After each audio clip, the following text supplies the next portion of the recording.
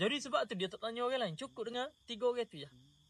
Sebab itulah Umar tak tahan sangat. Dia kata, ayat adu Allah. Oh, Dia kata, tak berhati.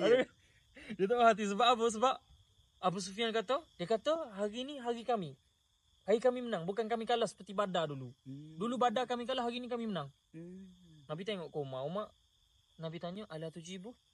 Umar tak nak jawab ke Umar? Tadi nak jawab lah. Umar tanya, Umar tak ujib. Apa aku nak jawab? Maka Nabi suruh jawab, la sawa. Tak sama.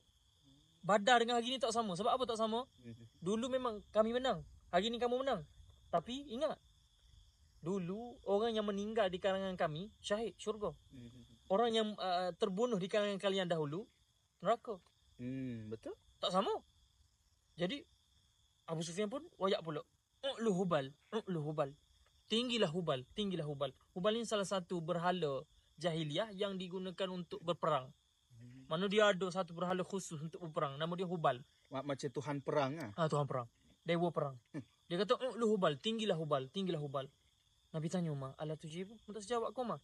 Tak nak jawab kau? Tadi nak jawab sangat. Umar tanya, apa aku nak jawab? Jawab, Allahu a'la wa ajal. Allah lebih tinggi, lebih mulia.